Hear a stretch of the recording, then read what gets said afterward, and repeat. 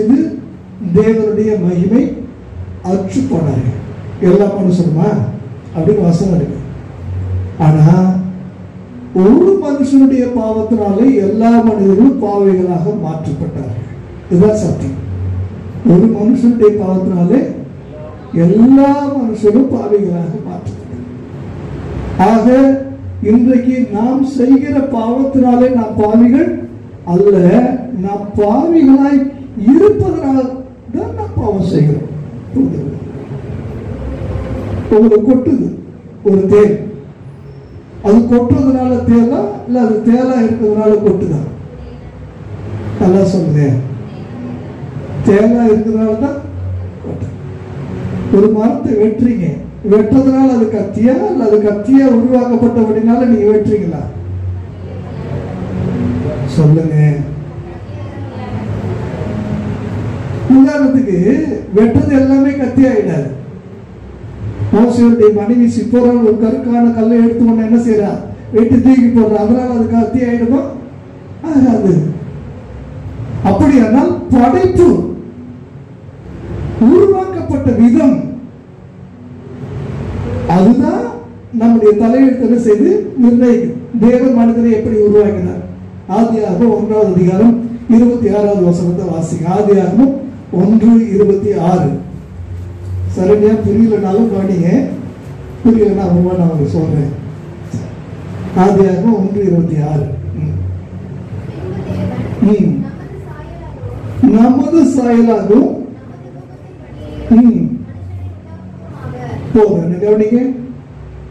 மனுஷனை தேவன் சிருஷ்டித்த பொழுது எப்படி சிருஷ்டித்தாரு? தம்மை போலவே சிருஷ்டித்தார். இன்னைக்கு நம்ம சொல்ற ஒரு குழந்தை பிறந்திருக்குதுன்னு அந்த குழந்தைய பார்க்க போறவங்க சொல்லக்கூடிய ஒரு காரியம், இது அம்மா மாதிரி இருக்கு, இது அப்பா மாதிரி இருக்கு, இல்ல ரெண்டு பேருடைய சாயலும் கண்ணு அப்படி இருக்குது, மூக்கு எப்படி இருக்குன்னு சொல்லி ஏதாவது ஒண்ணு நம்ம என்ன செய்வோம்? பகுத்து கரெக்டா நம்ம என்ன செய்வோம்? சொல்லிட்டு வருவோம். காரணம் அப்பாவும் அம்மாவும் இணைந்து பிறந்த குழந்தை ஏதாவது ஒரு சாயல்ல நிச்சயமா என்ன செய்யும்? இருக்கும். ஆக ஆண்டவர் மனிதனை படைத்த பொழுது மனிதனை எப்படி படைக்கிறாரு? மனுஷனை பார்த்தா என்ன பார்த்த மாதிரி இருக்கணும், மனுஷனை பார்த்தா என் சாயல் அவனிடத்துல வெளிப்படணும், என் ரூபம் அவனிடத்துல வெளிப்படணும்னு சொல்லி தன்னை போலவே மனிதனை என்ன செய்தார்? சிருஷ்டித்தார். அவர் எப்படிப்பட்டவர்கள் வாசிங்க. அப்போஸ்தலர் 10:38 வாசிங்க. அப்போஸ்தலர் 10வது அதிகாரம் 38வது வசனம்.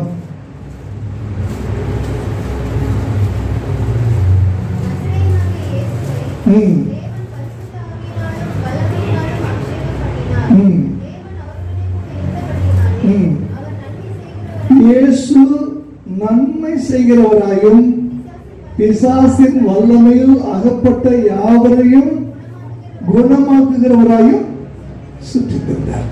கவனியே, தேவனுடைய சாயல் ரூபம் என்ன?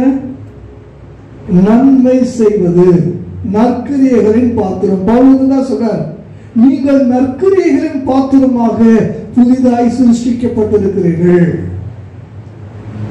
ஏற்கனவே நீங்கள் ஆரம்பத்தில் சிருஷ்டிக்கப்பட்டது எதற்காகத்தான்? ஆண்டவரை இந்த பூமியில வெளிப்படுத்துவதற்காக, ஆண்டவருடைய சாயலை இந்த பூமியில நீங்கள் காண்பிப்பதற்காக. தேவன் இப்படித்தான் இருப்பார், தேவன் என்று ஒருவர் இருந்தால் இப்படித்தான். இன்னைக்கு கூட சில சமயத்தில் சொல்ல பாருங்க, ஆபத்து நேரத்தில் நமக்கு யாராவது ஓடி வந்து உதவி செஞ்சா கடவுள் மாதிரி வந்து நீங்க என்ன செஞ்சீங்க? காப்பாத்துறீங்க. ஏன்னா கடவுள்னா அவர் என்ன செய்வார்? காப்பாற்றுவார். கடவுள்னா நன்மை செய்வார் அப்படின்னு நம்ம என்ன செய்யறோம்? சொல்றோம். இந்த ஆதாமை ஆண்டவர் சிருஷ்டித்து ஒரு நல்ல காரியத்திற்காக கொண்டு வந்து தோட்டத்தில் விட்டார். என்ன செஞ்சார்? என்ன சொன்னாரு? நீ பண்படுத்த வேண்டும், இதை பாதுகாக்க வேண்டும். பண்படுத்த வேண்டும், அது நல்லதே கட்டுதா? சொல்லுங்க. பண்படுத்துவதும் பாதுகாப்பதும் தேவனுடைய வேலை. அந்த தேவனுடைய வேலையை இந்த மனுஷன் செய்வதனாலே அந்த தேவனுடைய சாயல், அந்த தேவனுடைய ரூபம் யாருக்குள்ள வெளிப்படுது? மனுஷனுக்குள்ள வெளிப்படுது. இப்ப மனுஷன் சிருஷ்டிக்கப்பட்டது ஒரு விதமாக சிருஷ்டிக்கப்பட்டான். ஆனால் இடையிலே பிசாசு அவனை வேறு விதமாக புரோகிராம் பண்ணி அவனை மாற்றி அமைத்து விட்டான். வேறு விதமாக என்ன செஞ்சிட்டான்? தேவனுடைய சாயலாக தேவனுடைய ரூபமாக படைக்கப்பட்ட மனிதனை தேவனை விட்டு விலக பண்ணி, அல்லாவிட்டால் தேவன் சொன்ன வார்த்தையை மீற செய்து இப்போது மனிதனை தன் வசப்படுத்திக் கொண்டு, இப்ப இந்த ஒரு மனுஷனால பிசாசு எல்லாரையும் எப்படி ஆகிட்டான்? பிசாசு பிரபஞ்சத்தின் அதிபதி, இந்த பிரபஞ்சத்தினுடைய நியாயாதிபதி, இந்த பிரபஞ்சத்தினுடைய நீதிபதி. அவருக்குன்னு ஒரு சட்டமன்றம் இருக்கிறது, அவருக்குன்னு ஒரு நீதிமன்றம் இருக்கிறது. அந்த நீதிமன்றத்தில் அவன் ஒரு தீர்ப்பு எழுதுகிறான். என்ன தீர்ப்பு? இந்த ஆதாம் பாவம் செய்து விட்டபடினாலே ஆதாமுடைய ஒட்டுமொத்தமான சந்ததியில் பாவிகள் ஆக்கப்படுகிறார்கள் என்று சொல்லி அவர் ஒரு தீர்ப்பு எழுதிவிட்டார். என்ன தீர்ப்பு? ஒரே ஒரு மனுஷன் செஞ்ச பாவத்தினால அந்த மனிதனுடைய ஒட்டுமொத்தமான மனுக்குலத்தையும் பாவி என்று சொல்லி அவன் தீர்ப்பு எழுதிவிட்டான். புரிந்து கொள்ளுங்கள், வேதாகமத்தில் நடந்த சில சம்பவங்களை சொல்றேன், கவனிங்க. ஆகான் என்று ஒரு மனிதன், அந்த ஆகான் என்ன பண்ணிட்டான்னா, சில பொருட்களை எரிகோல இருந்து திருடி கொண்டு வந்து என்ன செஞ்சிட்டான்? திருடி வீட்டு கூடாரத்துல மறைச்சு வச்சுட்டான். இப்ப கண்டுபிடிக்கப்பட்ட உடனே தண்டனை யாருக்கு கொடுக்கணும்? நீங்க எல்லாம் என் கூட பேசணும், அப்பதான் எனக்கு கொஞ்சம் நல்லா பாருங்க. நான் ஏதோ சோரை பார்த்து இல்லைன்னா உங்களெல்லாம் பொம்மைகளா அப்படியே உட்கார வச்சு பேசினா எப்படி இருக்கும்? ஒரு உடனுள்ளாத நிலைமை இருக்கு பாருங்க, அப்படி இருக்கு. அப்படி இருக்க கூடாது, நீங்க கொஞ்சம் பேசுங்க. இப்ப பாவம் செஞ்சது யாரு? தப்பு செஞ்சது யாரு? ஆகான். இவன் திருடிட்டான். வெள்ளி, பழம், பொண்ணு இதெல்லாம் திருடி கொண்டு வந்து ஒழிச்சு வச்சுட்டா, புதைச்சுட்டான் திருடி கூட இடத்துல. இப்ப திடீர்னு சொல்லி இப்படிப்பட்ட ஒருத்தரை தேவன் என்ன செய்யறாரு? காண்பித்து கொடுக்கிறார். இவன் பாவம் செஞ்சதுனாலதான் இஸ்ரவேல் ஜனங்களுக்கு ஒரு பெரும் தோல்வி ஏற்பட்டது என்று சொல்லும் போது, இப்ப பாவம் செஞ்சவன கூட்டு வந்து என்ன செய்யணும்? உரிய தண்டனை கொடுக்கணும். அதனால அப்பெல்லாம் பாத்தீங்கன்னா எல்லாரும் கல்லால் அடிப்பாங்க. கல்லால் அடிச்சு அந்த அவன் மேல ஒரு பெரிய கற்குழியிலே குளிச்சுடுவாங்க. இப்ப அடியில யார் இருப்பா? உள்ள இருப்பாங்க. அந்த கற்குழியலை பார்த்தாலே தெரியும், இஸ்ரவேல் தேசத்துல நிறைய கற்குழியல்கள் இருக்கும். சில கற்குழிகளை பார்த்தாலே தெரியும், இங்க ஒரு மனுஷன் தப்பு செஞ்சிருக்கிறான், அதனால ஜனங்க இவனை கல்லால் அடிச்சு என்ன செஞ்சுட்டாங்க? கொன்னுட்டாங்க. இந்த கல்லுக்குள்ள பாவம் செஞ்ச ஒருத்தன் இருக்கிறான்னு வெளியில தெரியும். புரியுதா? அப்ப என்ன செய்யணும்? யார கல்லால் அடிக்கணும்? சொல்லுங்க. ஆகான கல்லால் அடிக்கணும். என்ன பண்ணாங்க தெரியுமா? ஆகானுடைய மனைவி, ஆகானுடைய பிள்ளைகள், ஒட்டுமொத்தமான ஆகானுடைய குடும்பத்தில் இருக்கிற ஆடு, மாடு, பூனை, நாய். ஒன்னே சொல்றேன், நீ பைபிளை படிச்சுன்னா தெரியும், அவன் வீட்டில் இருக்கக்கூடிய எல்லா உயிர்களும் எல்லா ஜீவன்களும் கொண்டு வந்து நிறுத்தி ஒட்டுமொத்தமா எல்லாருக்கும் ஒரு தண்டனை கொடுக்குறாங்க. இது நியாயமா? எல்லாரையும் கல்லால் அடிச்சு கொண்டு மேல ஒரு கருக்குழியை ஏற்படுத்துறாங்க. இது சரின்னு சொல்றாங்க. எத்தனை பேர்? ஹலோ, ஒண்ணுதான் கேட்கிறேன். ஒண்ணு தப்புன்னு சொல்லுங்க, சரின்னு சொல்லுங்க. சரியா தப்பா? பிரபு செஞ்ச தப்புக்காக அண்ணால கட்டி வச்சு அடிச்சா சரியா தப்பாமா? இல்லையா? இப்ப யோசிச்சு பாருங்க, நண்பர்கள் ஏதாவது ஒரு தப்பு செஞ்சுட்டு ஊரை விட்டு ஓடிடுவாங்க. போலீஸ்கார போய் யாரை பிடிப்பான்? அவனுக்கு இருக்கக்கூடிய எல்லா நண்பர்களையும் பிடிச்சி தலைகீழ கட்டி வச்சு என்ன செய்வாங்க? எங்க போனா சொல்லு, ஓட்ட சொல்லியிருப்பான்ல, ஓட்ட சொல்லாம போயிருக்க மாட்டான், நேற்று போன் பண்ணா, முந்தா நாள் போன், எல்லா கால் ஹிஸ்டரி வச்சு என்ன செய்வானுங்க? அனுபவமா சித்திரவதை பண்ணி தண்டிப்பாங்க. தண்டிக்க மாட்டாங்க. ஏன்? தப்பு செஞ்சவனுக்கு கிடைக்க வேண்டிய தண்டனை, தப்பு செஞ்சவனுக்கு தொடர்புடைய, தப்பு செஞ்சவனுக்கு உறவுடைய, தப்பு செஞ்சவனுக்கு இருக்கிற எல்லா விதமான சொந்த பந்தங்களுக்கு சேர்த்து கிடைக்கும். எதனால? இப்பிரபஞ்சத்தின் அதிபதி தன்னுடைய நீதிமன்றத்தில் ஒரு தீர்ப்பு எழுதி இருக்கிறான். ஆதாம் செய்த பாவத்தினாலே அவன் சந்ததி முழுக்க பாவி என்று சொல்லி அவன் செஞ்சிட்டான், தீர்ப்பு எழுதிட்டான். இந்த தீர்ப்பு நம்ம பொறுத்த வரைக்கும் பொதுவா நியாயம்னு எடுத்துட்டா இது என்னது? தப்புதான். அவனவன் செய்த தவறுக்கு அவனவன் தண்டனை அனுபவிக்க வேண்டும். அவரவர் விதைத்ததை அவரவர் அறுவடை செய்ய வேண்டும். இதுதான் தேவனுடைய தீர்ப்பும் தேவனுடைய காரியம். பரலோகத்துல ஒரு சட்டம் யோசிச்சு பாருங்க. இதே மாதிரி ஒரு தப்பு பரலோகத்தில் நடந்துச்சு. யார் பாவம் செஞ்சா? பரலோகத்துல யார் பாவம் செய்தா? பைபிளே படிச்சது இல்ல. லூசிபர் என்ன செஞ்சா? தப்பு செஞ்சா. லூசிபருக்கு சப்போர்ட் பண்ணன, அந்த பாவத்துக்கு சப்போர்ட் பண்ணவங்கள மட்டும் ஆண்டவர் எங்க தள்ளாரு? பூமியில தள்ளாரு. ஒரு தூதன் தப்பு செஞ்சிட்டதுனால ஒட்டுமொத்தமான கேருபீன்களையும் சேராபீன்களையும் நான் பூமியில தள்ளணும்னு சொல்லி என்ன செய்யல, தள்ளவில்ல. பரலோகத்துல ஒரு நீதிபதி நியாயாதிபதி இருந்தார். அவர் தவறு செய்கிறவர்களுக்கு மட்டும்தான் என்ன செய்தார், தண்டனையை கொடுத்தாரே ஒழிய ஒருவன் செய்த தவறுக்காக எல்லார் மீதும் அவர் தண்டனை தீர்ப்பை எழுதவில்லை. கரங்களை தட்டி கர்த்தரை மகிமைப்படுத்துவோமா? ஆனால் இந்த பூமியிலே பிரபஞ்சத்தின் அதிபதியாகிய பிசாசு அவர்களுடைய நீதிமன்றத்தில் ஒரு தண்டனை தீர்ப்பு எழுதுகிறார். ஒரு மனுஷன் ஆதாம் செய்த பாவத்தினாலே ஒட்டுமொத்தமான மனுக்குலத்தையும் நான் பாவிகள் என்று சொல்லி தீர்ப்பு செய்கிறேன். இப்ப நல்லா கவனிங்க, எதையும் ஒன்று வளர்த்தது, நீங்க எதை விதைக்கிறீங்களோ அதை கண்டிப்பா அறுக்கணும். எந்த அளவுல அழுக்கிறீங்களோ அந்த அளவுனால உங்களுக்கு என்ன செய்யப்படும், அழுக்கப்படும். இப்ப ஆண்டவர் பார்த்தார், என் பிள்ளைகள் ஒருத்தவன் பாவம் செஞ்சதுனால ஒட்டுமொத்தமான மனுக்குலத்தையும் நீ என்ன செஞ்சுட்ட, பாவின்னு சொல்லி தீர்ப்பு எழுதிட்டேன். உன்னுடைய தீர்ப்பை நான் சில தீர்ப்பெல்லாம் வந்து பாத்தீங்கன்னா வக்கீல் வச்சு அது வாதாடுவாங்க. கடன் கோர்ட் அவர்களே, நீதிபதி அவர்களே, இதுக்கு ஒத்ததான ஒரு தவறு கடந்த வருஷத்தில் நடந்தபோது இப்படிப்பட்டதான ஒரு தீர்ப்பை அந்த நீதிபதி வழங்கி இருக்கிறார்.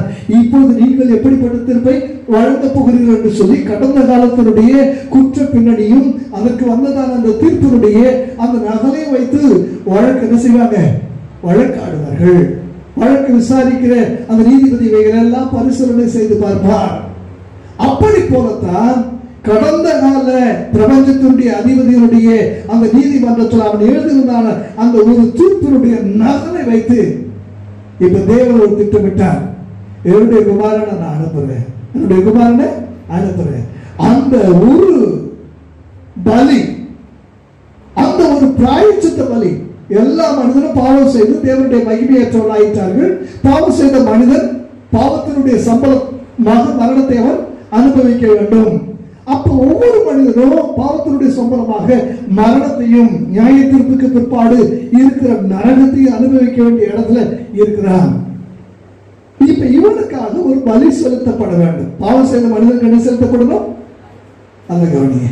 இப்ப ஏற்கனவே ஜோசுவா சொல்லும் போது போன வாரம் ஆசாரியருக்கு முன்னதாக ஒரு பாவி தனக்காக பலியிடக்கூடிய ஒரு ஆட்டை என்ன செய்வான், கொண்டு வருவான்.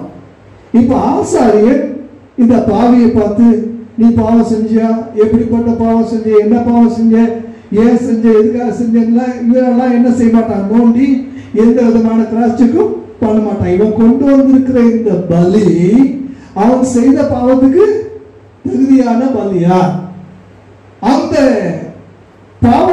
பாவங்களை இந்த பலியின் மீது சுமத்துவதற்கு முன்னதாக அல்லது அந்த பாவத்திற்காக இந்த ஆடு பலியிடப்படுவதற்கு முன்னதாக இது கூடு உள்ளதா, குருடு உள்ளதா, நசம் கொண்டதா, இது ஊனமானதா, வியாதி உள்ளதா, இதுல காயம் பட்டதா, தழும்பு உள்ளதா, எல்லாத்தையும் செக் பண்ணுவான்.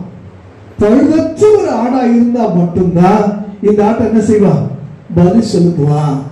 இந்த ஆட்டை பலி செலுத்துறதுக்கு முன்னாடி என்ன செய்வான் தெரியுங்களா, இந்த பாவி அந்த ஆட்டினுடைய தலையின் மேல வைத்து தன்னுடைய கையை வைத்து தன்னுடைய பாவத்தை என்ன செய்யணும், சொல்லணும். நான் இந்த மாதிரி பாவங்களை செய்தேன்னு சொல்லும் போது இவன் சொல்ல சொல்ல சொல்ல சொல்ல சொல்ல இந்த பாவங்கள்லாம் யாருக்குள்ள இறங்கிடும், அந்த ஆட்டுக்குள்ள டிரான்ஸ்பர் ஆயிடும், அப்படியே போயிடும்.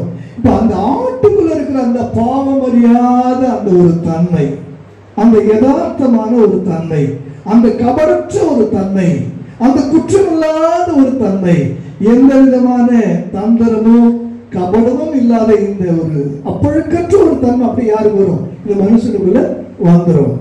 இப்ப இந்த மனுஷனுடைய பாவத்துக்கு பதிலாக வேறொரு ஆடு என்ன செய்யப்படும், பலியிடும்.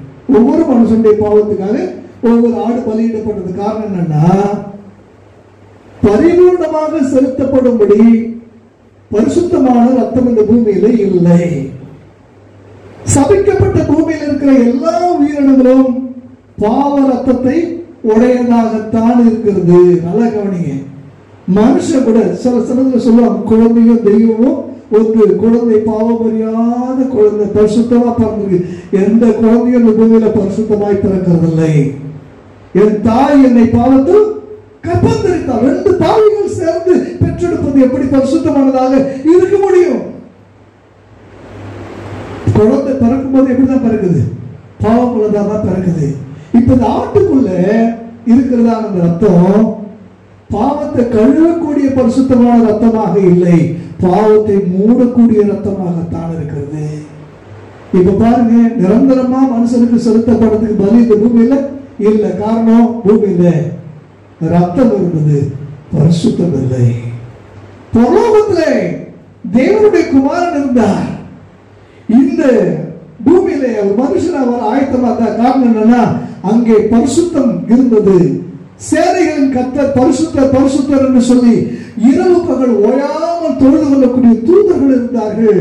தொழுது கொள்ளக்கூடிய பாத்திரராகிய ஆண்டவராகிய இயேசு கிறிஸ்து அங்கே இருந்தார். ஆனா ரத்தம் இல்ல. அல்ல கவனிங்க, என்ன இல்ல? பூமியில ரத்தம் இருந்துச்சு, பரிசுத்தம் இல்ல. பரலோகத்துல பரிசுத்தம் வந்தது, ரத்தம் இல்ல. பரிசுத்தமான ரத்தம் சிந்தப்பட்டாலுடைய பாவம் கழுவப்பட வாய்ப்பே இல்லை. இப்பதான் தேவனுடைய குமாரன் ஆகிய இயேசு கிறிஸ்து பூமியில என்ன செய்யறார்?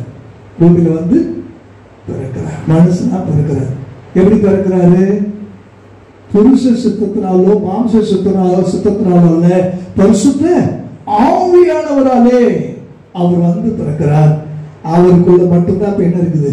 பரிசுத்தமான ரத்தம் இருக்கிறது. இந்த பரிசுத்தமான ரத்தத்தை ஒட்டுமொத்தமான நம்ம அனுகூலத்துக்காக ஆண்டவர் என்ன செஞ்சிட்டாரு?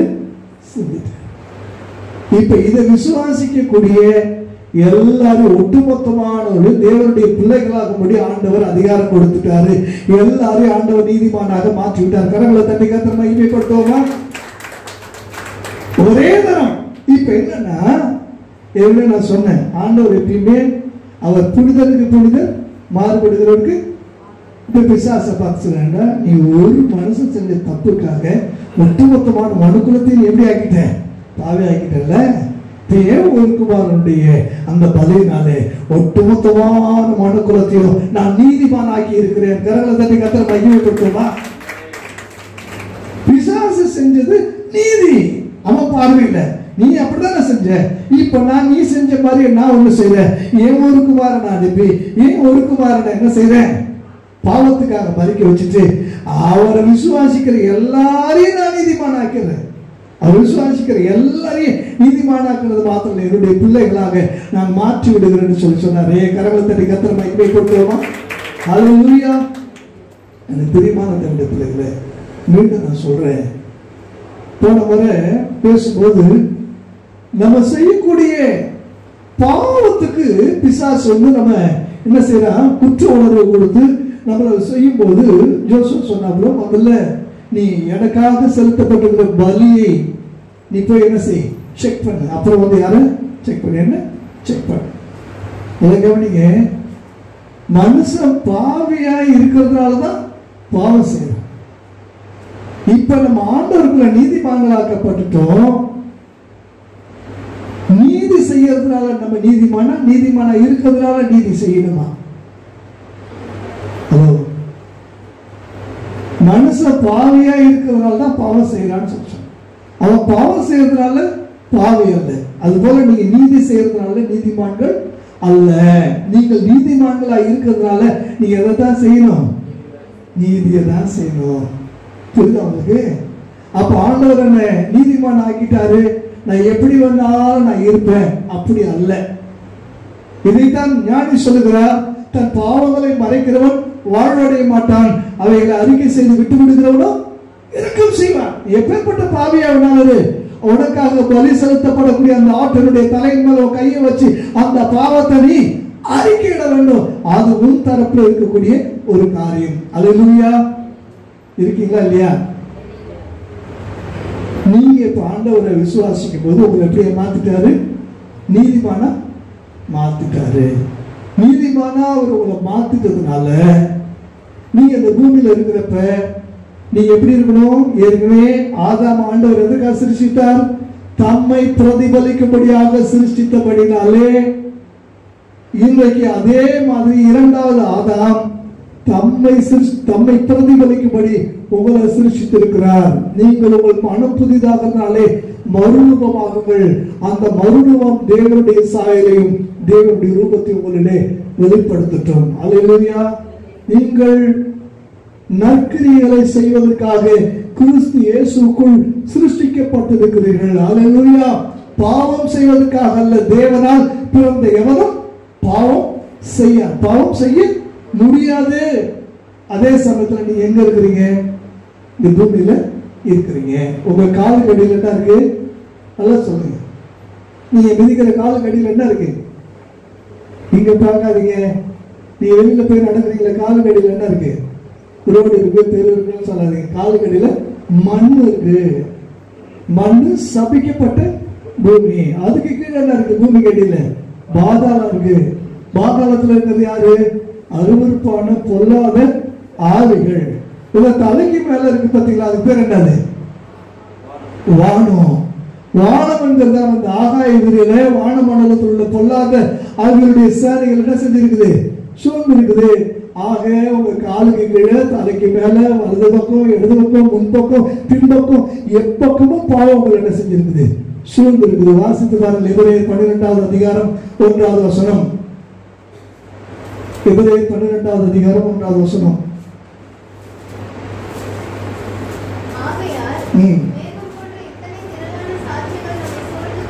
ஆகையால் மேகம் போன்ற இத்தனை திரளான சாட்சிகள் நம்மை சூழ்ந்து கொண்டிருக்க பாரமான யாவற்றையும் நம்மை சுற்றி நெருங்கி இருக்கிற அல்ல கவனிங்க. இதுல ரெண்டு வார்த்தை இருக்கு. சூழ்ந்து இருக்கிற, அடுத்து என்ன? நெருங்கி இருக்கிற. ரெண்டு வார்த்தை நல்லா சொல்லுங்க. சூழ்ந்து இருக்கிறன்னா அர்த்தம், நெருங்கி இருக்கிறன்னா அர்த்தம். சூழ்ந்து இருக்கிறன்னா சுத்தி இருக்கிறேன், நெருங்கி இருக்கிறேன்னா பக்கத்துல. இப்ப 1000 பேருக்கு நம்ம பக்கத்துல என்ன செய்ய இருக்கிறோம்னு வச்சுங்களேன். இப்ப உங்க பக்கத்துல யாருன்னா இருக்கா? ஜெனி இருக்கா? புரியுதா? அப்ப நம்ம பக்கத்துல என்ன இருக்கு? நம்ம ஒட்டிக்கிட்டு, உரசிட்டு, நம்மோட நெருக்கிட்டு, இடிச்சிட்டு, முட்டிக்கிட்டு, தள்ளிட்டு யார் இருக்குது? வசனத்துப்படி பாவம் இருக்கிறது. நல்லா கவனிங்க. நம்ம இந்த பாவ பூமியில் இருக்கிறோம். ஆண்டவர் நமக்கு திரளான சாட்சிகளை வைத்திருக்கிறார். மேகம் போன்ற திரளான சாட்சிகள். பரிசுத்தவானுடைய வாழ்க்கை நமக்கு சாட்சிகள். வேதாகமத்தில் வாசிக்கக்கூடிய ஒவ்வொரு சம்பவங்களும் நமக்கு சாட்சிகள். நம்மை சுற்றி நடக்கக்கூடிய ஏராளமான காட்சிகள் நமக்கு சாட்சிகளாக இருக்குது. ஆனால் அதே சமயத்தில் நம்மகிட்ட நெருங்கிட்டு எதிரிக்குதான் பாவம் இருக்குதா? அந்த பாவத்தை என்ன செய்யணுமா பாருங்க. நெருங்கி இருக்கிற பாவத்தை இது நல்லா கவனிங்க. பாவத்தை தள்ளணும். பாவத்தை தள்ளும் போது கையில் என்ன போட்டுக்கணும்? க்ளோஸ் போட்டுக்கணுமா? சொல்லுங்க. பாவத்தை தள்ளும் போது கை போடுமா போடாதா? கண் போடுமா போடாதா? எது பாவம் கண்டுபிடிச்சாதான் பார்த்தாதான் நம்ம தள்ள முடியும். அப்ப வேற வழி இல்லை. பாவம் நம்ம என்ன செஞ்சிருக்குது? டச் பண்ணிட்டே இருக்குது. ஏன்னா அந்த உலகத்துல, பாவ உலகத்துல நம்முடைய பாதங்கள் என்ன செஞ்சிருக்குது? பட்டுட்டே இருக்குது. அல்லேலூயா. அந்த கவனிக்க தேவனுடைய பிள்ளைகளே, பாவ உலகத்துல இருந்தாலும் பரிசுத்த ஆவியானவர் ஒரு நாள் நமக்குள்ளே ஒரு மறுரூபத்தை உண்டு பண்ணி இங்கே ஏறிவா என்று சொல்லும் போது இமைப்பதிலே மறுரூபமாகி நாம் பறந்து செல்லக்கூடிய நிலையிலே கர்த்தர் நம்மை உருமாற்றி கொண்டிருக்கிறார். அல்லேலூயா சொல்லுவோமா? அல்லேலூயா. உதாரணத்துக்கு பாவம் நம்மளை எங்க இழுக்குது? கீழே இழுக்குது. பரிசுத்தம் எங்க இழுக்குது? மேல இழுக்குது. கீழே இழுக்கிறது பேர் ஆங்கிலத்தில் என்ன சொல்றாங்க? தமிழ்ல சயின்ஸ்ல ஒரு பொருள் கீழே இழுக்கப்பட்டால் அதுக்கு பேர் என்ன? புவி ஈர்ப்பு விசை. என்னதான் நீங்க ஃபோர்ஸ் கொடுத்து ஒரு பொருளை மேல வேகமா எரிஞ்சாலும் அந்த ஃபோர்ஸ் இருக்கிற வரைக்கும் மேல போவோம். அப்புறம் எங்க வந்துடும்? கீழே வந்துடும். ஏன்? இந்த பூமியில ஒரு புவி ஈர்ப்பு விசை இருந்து கொண்டே இருக்கிறது. அந்த பூமியில இங்க ஒரு புவி ஈர்ப்பு விசை இருக்கிறது. அது பரலோகத்துடைய ஈர்ப்பு விசை. இங்க ஏறிவாய் என்று சொல்லும் போது அந்த ஆவியினால ஏற்படக்கூடிய அந்த மறுரூபம், நம்முடைய வாழ்க்கையில் இருக்கிற அந்த பரிசுத்தத்தினால ஏற்படக்கூடியதான ஒரு மறுரூபம் நம்ம இமைப்பொருளை மாற்றி மத்தியாகத்தில் என்ன செய்யுமா? கொண்டு போகுமா? அல்லேலூயா. இப்ப நம்ம என்னதான் நம்ம பறந்தாலும் இந்த சரீரத்தை விட்டு என்ன செய்ய முடியாது? பறக்கவே முடியாது. அல்லேலூயா. வாசித்து பாருங்க. யோவான் 1வது அதிகாரம் 14வது வசனம். யோவான் 1:14. அந்த வார்த்தை மாம்சமாகி கிருபையினாலும் சத்தியத்தினாலும் நிறைந்தவராய் நமக்குள்ளே வாசம் பண்ணினார். யாரு? ஆதியிலே வார்த்தை இருந்தது, அந்த வார்த்தை தேவனிடத்தில் இருந்தது, அந்த வார்த்தை தேவனாய் இருந்தது. அந்த வார்த்தை மாம்சமாகி கிருபையினாலும் சத்தியத்தினாலும் நிறைந்தவராய். அன்றீங்க. இப்ப இந்த வசனத்தை உங்களுக்கு புரிகிற மாதிரி சொல்றேன். அந்த வார்த்தை இப்ப மாம்சம் ஆயிடுச்சு. நல்ல கவனிங்க, வார்த்தை மாம்சம் ஆயிடுச்சு. ஒரு மாம்சம் எதனால நிறையணும்? உதாரணத்துக்கு உலர்ந்த எலும்புடைய பள்ளத்தாக்குல ஆண்டவர் இசைக்களை கூட்டு போறாரு. அது திருக்கு தரிசனம் உரைச்சப்ப இப்ப என்ன ஆயிடுச்சு? எலும்பு கூட்டிடுச்சு, நரம்பு உருவாயிடுச்சு, இப்ப மாம்சமும் வந்துருச்சு. இப்ப உள்ள என்ன இல்லை? ஆவி இல்லை, இல்லைன்னா ரத்தம் இல்லை. உள்ள என்ன இல்லை? பிளட் இல்லை. ஆவி உள்ளே வரும்போது உயிர் பெற்று, அதாவது ரத்தமாக மாறி. ஆவி உள்ள வரும்போது எப்படி ஆயிடுது? உதாரணத்துக்கு ஒரு கேஸ் சிலிண்டர் இருக்குது. சிலிண்டருக்குள்ள இருக்கிறது கேஸா தண்ணியா? சிலிண்டருக்குள்ள இருக்கிறது தண்ணி. நல்லா புரிஞ்சுங்க, ஆட்டி பாருங்க. உள்ள என்ன இருக்கும்? லிக்விட். அது வெளியில வரும்போது எப்படி ஆயிடும்? கேஸ் ஆயிடும். நிறைய பேர் நமக்கு தெரியறதில்லை. இப்ப நமக்குள்ள இருக்கிறது ரத்தம், இப்ப லிக்விட். ஆனா அது உள்ள போறது எப்படி போச்சு? ஆவியா தான் உள்ள போச்சு. வெளியில வரும்போது இந்த உயிர் எப்படி வரும்? ரத்தமா வருமா, ஆவியா வருமா? ஆவியா தான் வரும். நல்லா புரிஞ்சுக்கங்க. அது போலத்தான் அந்த மாம்சம் கிருபையினாலும் கிருபையினாலும் சத்தியத்தினாலும் நிறைந்து. அந்த மாம்சம் எப்படி நிரப்பலாம்? கிருபையினாலும் சத்தியத்தினாலும் நிரப்பலாம். மாம்சத்துக்குள்ள இருக்கக்கூடிய ஒரு ஜீவனுக்கு இப்ப என்ன தேவைப்படுது? கிருபையும் சத்தியம். இதை வேற மாதிரி நான் சொல்றேன். ரத்தம் தேவை. ரத்தத்துக்குள்ள 2 விதமான அணுக்கள் இருக்கு. என்ன அணுக்கள் சொல்லுங்க? Red cells, white cells. சிவப்பு அணுக்கள், வெள்ளை அணுக்கள். சிவப்பு அணுக்கள் தான் கிருபை, வெள்ளை அணுக்கள் சொல்லுங்க சத்தியம். 2 அணுக்களும் தேவையா இல்லையா? 2 அணுக்களும் இருந்தாதான் நம்ம என்ன செய்ய முடியும்? அதுதான் ரத்தம். இன்னைக்கு கிறிஸ்தவ வாழ்க்கையில கிருபையும் சத்தியம். ஏன் கிருபை முன்னிலைப்படுத்தப்படுகிறது? ஏன் 2வது இடத்துக்கு சத்தியம் வருகிறது? சத்தியம் முன்னாடி இருந்ததுனாலதான் நியாயப்பிரமாணத்தினாலே நீங்கள் சாகவே சாவீர்கள். இப்போது ஆண்டவர் சத்தியத்தை 2வது இடத்துல வச்சுட்டாரு. கிருபையினாலே ஒருவன் இரக்கம் பெற்ற பிற்பாடு சத்தியம் அங்கே செயலற்று போகிறது. நன்றாக கவனியுங்கள். சத்தியம் தண்டனை தீர்ப்பை கொடுத்து உங்களுக்கு மரணத்தை கொடுக்கிறது. ஆனால் கிருபையோ இரக்கத்தினாலே உங்களுக்கு ரட்சிப்பை கொடுக்கிறது. அல்லேலூயா. சத்தியத்தின்படி நம்முடைய தேவன் பட்சிக்கிற அக்கினியாய் இருக்கிறார். கிருபையின்படி தேவன் நம்மை ரட்சிக்கிற தேவனாய் இருக்கிறார். கரங்களை தட்டி கர்த்தரை மகிமைப்படுத்துவோம். நியாயமா பாத்தீங்கன்னா சத்தியத்தின்படி நாம் பட்சிக்கப்பட்டிருக்க வேண்டும். தேவன் பட்சிக்கிற அக்கினியாய் இருந்து நம்முடைய பாவத்துக்கு தக்கதான தண்டனை அவர் நமக்கு கொடுத்திருக்க வேண்டும். ஆனால் அவர் நம்முடைய பாவத்துக்கு தக்கதாக நம்மை தண்டிக்காமல் அவர் தம்முடைய கிருபைக்கு தக்கதாக நமக்கு இறங்கி அவருடைய பிள்ளைகளாகும்படி அதிகாரம் கொடுத்தார். அல்லேலூயா. இது உங்களால் உண்டானதல்ல, இது தேவனுடைய ஈவு. நினைச்சாலும் நம்மால என்ன செய்ய முடியாது? ஏதேன் தோட்டத்துக்குள்ள திரும்ப பிரவேசிக்க முடியாது. ஏனென்றால் அந்த தோட்டத்துக்கு போகிற வாசலை கேருபெண்களும் சுடரொளி பட்டைகள் என்ன செஞ்சிட்டு இருக்குது? காவல் செய்து கொண்டிருக்குது. இப்போது இயேசு நமக்காக வந்து நானே வாசல், நானே வழி, என் வழியே உள்ள பிரவேசி. இந்த கேருபெண்கள் சொல்லி இந்த சுடரொளி பட்டை உன்னை என்ன செய்ய முடியாது? ஒன்றும் செய்ய முடியாது. என் வழியாய் பிரவேசித்துப்பார். நியாயப்பிரமாணம் உன்னை தண்டனை தீர்ப்புக்கு உட்படுத்த முடியாது. பாவம் உன்னை பாவியாக்கி விட முடியாது. உனக்காக சிந்தப்பட்ட என் ரத்தம் உன்னை நீதியாக்கி விடுகிறது. நீதியாக்கப்பட்ட உன்னை நான் தேவனுக்கு பிள்ளையாக்கி விடுகிறேன். அல்லேலூயா. நீ தேவனுடைய பிள்ளையாய் இருக்கிறபடினாலே இனி நீ பாவம் செய்ய முடியாது. அல்லேலூயா. இயேசு உயிரோட இன்னும் பலி செலுத்தப்படுவதற்கு முன்னதாக, அவர் பாவத்துக்கு தம்மை தாமே சிலுவையிலே அறையப்படுவதற்கு ஒப்புக் கொடுப்பதற்கு முன்னதாக அவர் சொன்ன வார்த்தை, நீ போ, இனி பாவம் செய்யாதே. ஆனா அவர் பிராயச்சித்தமாக செலுத்தப்பட்ட பிற்பாடு அவன் எங்க போனாலும் நம்மால் என்ன செய்ய முடியாது? பாவம் செய்யாதல்ல, பாவம் செய்ய முடியாது. அல்லேலூயா. நல்லா கவனிங்க. இது சுத்துறதுனால ஃபேனா, ஃபேனா இருக்கிறதுனால சுத்துதான். இதுக்கு என்ன தேவை? நெகட்டிவ் பாசிட்டிவ் தேவை. அது சுத்துது. இங்க இருக்கு பாரு லைட், இதுக்கு என்ன தேவை? இதுக்கு நெகட்டிவ் பாசிட்டிவ் தான் வேணும். இது ஏன் வெளிச்சம் வருது? அது அப்படி படைக்கப்பட்டிருக்கிறது.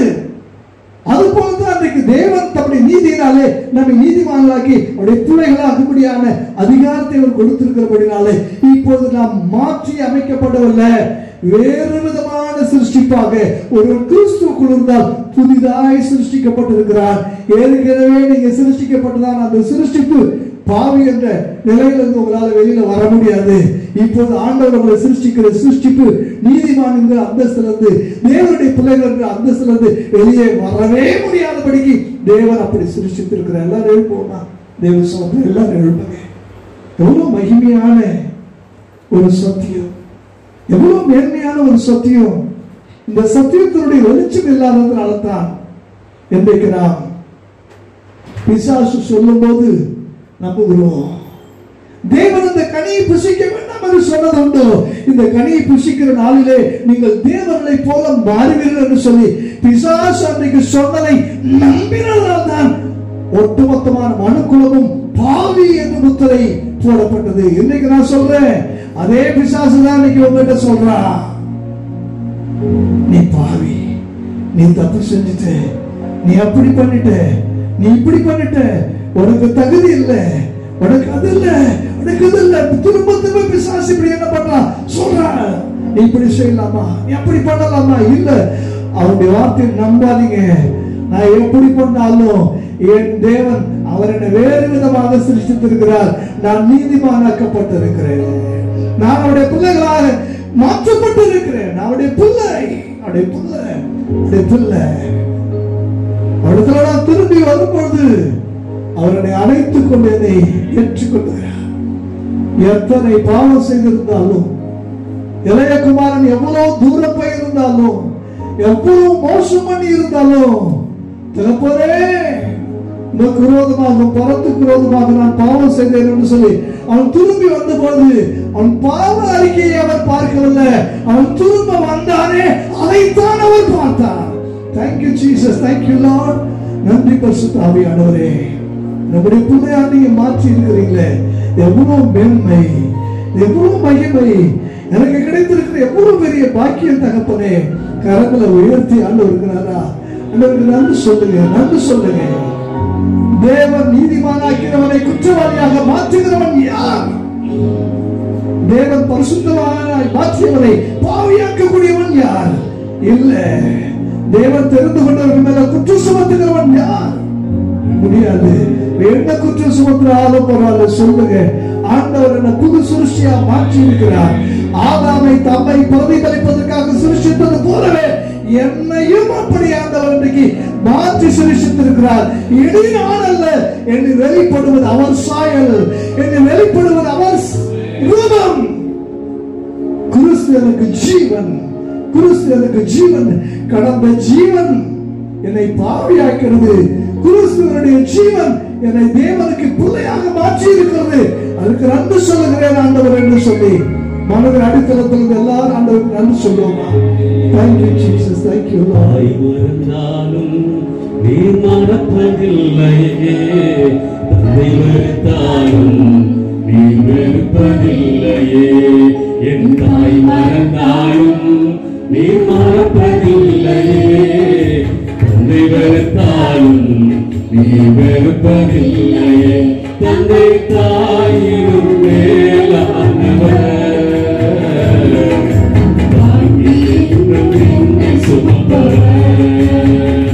தந்தை தாயினும் மேலானவர், என்னை சுமப்பவர், என் தாய் மறந்தாலும் நீ மறப்பதில்லையே, தந்தை வெறுத்தாலும் நீ வெறுப்பதில்லையே, என் தாய் மறந்தாலும் நீ மறப்பதில்லையே, தந்தை வெறுத்தாலும் நீ வெறுப்பதில்லையே. கிழக்கிற்கும் கிழக்கிற்கும் எவ்வளவு தூரமோ அத்தனை தூரம் என் பாவம்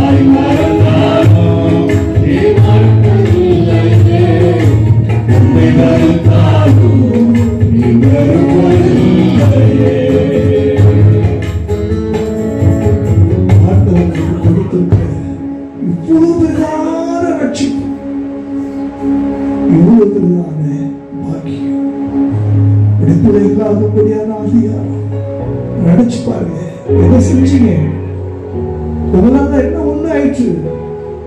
ஒண்ணுமே உண்டாகல. ஒரு மனுஷன் செஞ்ச பாவத்தினால பாவியாக தண்டனை தீர்ப்புக்குட்பட்டதான நீங்கள் கிறிஸ்து இயேசு மனுஷகுமாரனாக வந்து நமக்காக தம்மை தாமே பிராயச்சித்த பலியாக சிலுவையில தந்ததனாலே அந்த ஒரு மனுஷனாலே இன்றைக்கு நீங்கள் நீதிமான்களாக்கப்பட்டிருக்கிறீர்கள். எவ்வளவு பெரிய பாக்கியத்துக்குரியவர்களாக ஆண்டவர் மாற்றி இருந்தோம். இந்த சத்தியத்தினுடைய வெளிச்சம் நம்முடைய மனக்கண்களுக்கு பிரகாசமாய் இராதபடிக்கு மனக்கண்களை பிசாசு குருடாக்கி போட்டிருக்கிறார். ஏதேனுடைய ஒரு மகத்துவமான மகிமையான தோட்டத்தில் இருந்தபொழுது பிசாசு தேவன் அந்த மகிமையை அவர் பார்க்க விடாதபடிக்கு அந்த கனியை பார்க்க செய்து மனக்கண்களை குருடாக்கி போட்டு பாவிகளாக்குறது போல இன்றைக்கும் இயேசு நமக்காக கொடுத்திருக்கிற இவ்வளவு பெரிதான ரட்சிப்பை பார்க்கும்படியான அந்த பிரகாசமான மனக்கண்களை தந்தல்ல வேண்டும் என்று சொல்லி போராட்டுகிறார். ஆனால் அதே பவுல் சொல்லுகிறார், பிரபஞ்சத்தின் தேவனானவன் மனக்கண்களை குருடாக்கி இருக்கிறார், மனதை குருடாக்கி வச்சிருக்கிறார். இன்றைக்கு சத்தியத்தினுடைய வெளிச்சத்தை பார்க்கும்படி கண்களிலே தேவன் தம்முடைய பிரகாசத்தை தருவாராக. அந்த மகிமையான சுவிசேஷத்தினுடைய ஒளி உள்ளாரே அந்த மனதிற்கு பிரகாசத்தை தருவதாக ஆண்டவர் நமக்கு தந்திருக்கிறார். அந்த மகிமையான பாக்கியத்திற்காக நன்றி சொல்லி அண்ணால் ஜெபம் பண்ணுங்க. Thank you Jesus. நன்றியோடு நாங்கள் ஸ்தோத்திரிக்கிறோம். நன்றி அப்பா. அப்பா உமக்கு ஸ்தோத்திரம். நன்றி பரிசுத்த ஆவியானவரே, நன்றி செலுத்துகிறோம் அப்பா. Thank you Jesus. அப்பா உமக்கு ஸ்தோத்திரம். நன்றியோடு வைத்திருக்கிறோம். Thank you Jesus.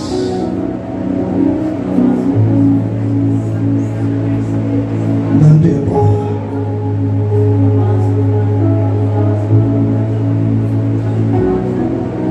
அப்பா உமக்கு ஸ்தோத்திரம்.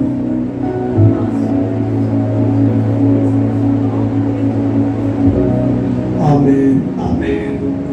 எல்லாரும் சேர்ந்து ஏகோபித்து ஒரே குரல்ல சொல்லுவோமா?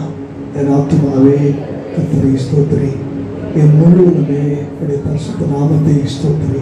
என் ஆத்துமாவே கர்த்தரை ஸ்தோத்திரி, அவர் செய்த சகல உபகாரங்களையும் வருவானே. உடைய கர்த்தராகிய இயேசு கிறிஸ்துவின் கிருபையும் பிதாவாகிய தேவனுடைய அன்பும் பரிசுத்த ஆவியானவருடைய அந்யோன்ய ஐக்கியமும் இன்றைக்கு நம் அனைவரோடு கூட இருப்பதாக. ஹல்லேலூயா. Praise the Lord. Praise the Lord. God bless you. தொடர்ந்து நீங்கள் ஜெபித்துக் கொள்ளுங்கள். ஊருக்கு சென்றுக்கிறாங்க, சொல்லுமா திரும்பணும். இன்னும் இருக்கக்கூடிய எக்ஸாமில் பிள்ளைகள் நன்றாக எழுத வேண்டும். எலெக்ஷனில் தேவன் ஒரு நல்ல, நீங்கள் நாடு எதிர்பார்த்து ஜெபித்துக் கொண்டிருக்கிற ஒரு நல்ல ரிசல்ட் ஆண்டவர் என்ன செய்யணும் தரணும். இந்த தட்பவெப்ப காலநிலைகளுக்காக ஜெபித்துக் கொள்ளுங்க. வெயிலுடைய தாக்கத்தினாலே ஹீட் ஸ்ட்ரோக் என்கிறதானே அந்த வெப்ப தாக்குதலினாலே இன்றைக்கு அநேகர் மரித்துக் கொண்டிருக்கிறார்கள். அதுபோலவே துபாய்க்காக, சார்ஜா போன்ற அந்த அரபு நாடுகளுக்காக ஜெபிக்கணும். அங்கு அதிபயங்கரமான வெள்ளம் சூழ்ந்திருக்கிறது.